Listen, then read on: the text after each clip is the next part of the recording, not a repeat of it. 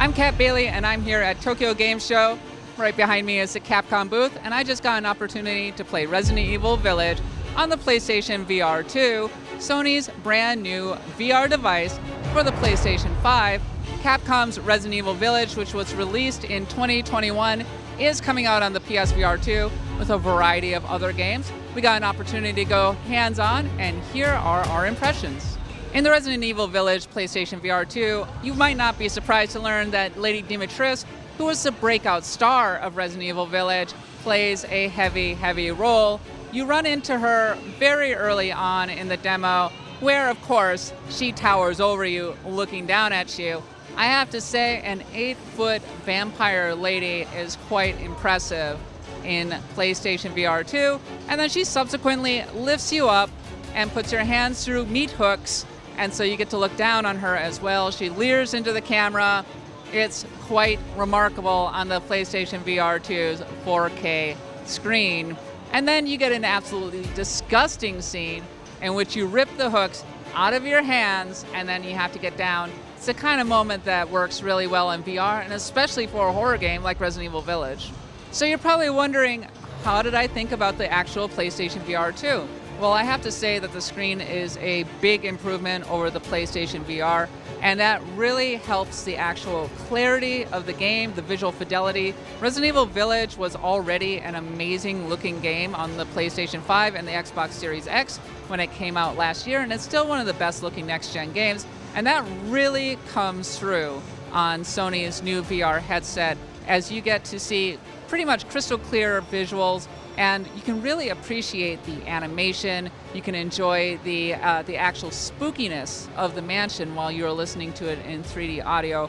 My first thought when I was walking up that snowy, winding path was, wow, this is kind of the only way to play Resident Evil Village, in my honest opinion, which makes a lot of sense because Resident Evil 7, which is really in most ways the direct predecessor to this game, was also very impressive in VR. And horror games in general tend to do the best in virtual reality. Having said that, the PlayStation VR 2 does have some drawbacks. It is a wired headset, and as a result, it can feel a little bit awkward to be playing, while the PlayStation VR 2 is clearly a more powerful and much better headset. I think the wired aspect of it continues to be a major drawback for this particular platform. Also, I'm not gonna lie, I got a little bit motion sick. I ultimately had to take a break for a little bit, and a lot of that is to do with that Resident Evil Village is a very motion heavy game. And this is an issue that has not been easily fixed in VR games to this point. I eventually sat down and I felt a little bit better, but the calibration was somewhat off, unfortunately, my build, so it looked like my head was disconnected from my body a lot of the time in this game.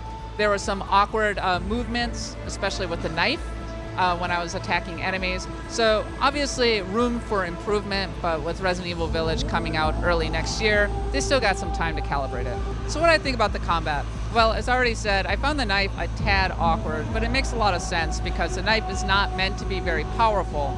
The handgun, however, is much better. Sitting at your side, you reach down and you pick it up as you do in your typical VR game. And there is an elaborate reloading mechanic, which makes sense because this is meant to be a survival horror game. So you have to actually reach down for the bullets and then put them into the gun. I believe the gun can even jam in some cases. But the flip side is that you can actually use it to aim straight down the barrel and take out enemies with lots of headshots. So it feels a lot better in VR, as you would expect. You can also use the knife and the gun at the same time. I did not get an opportunity to do that, but it seems to me that the combat options have been greatly expanded in Resident Evil Village. When Resident Evil Village was released in early 2021, it gained a lot of praise for being kind of a roller coaster survival horror game with amazing graphics, and that really captured the feel of Resident Evil. And I think that's even more apparent, even clearer on the PlayStation VR 2. The actual tech is quite impressive. I was really impressed by the screen, as I was already saying, the eye tracking, the 3D audio, and I think that it is a clear step up from the PlayStation VR. Is it enough of a step up is a major question on my mind, because with the actual price point and it being wired and the fact that it sits at kind of an uncomfortable middle ground between a casual headset and a hobbyist headset, being able to find the market niche for the PlayStation VR 2 might be a challenge. But in the near term, I think Resident Evil Village is a really cool first experience to be having, especially if you're a Resident Evil fan, and especially if you are a survival horror fan. But in the meantime, there's lots more coverage to be found here at Tokyo Game Show 2022. I've been Kat Bailey, and for all the best of games, stick with IGN.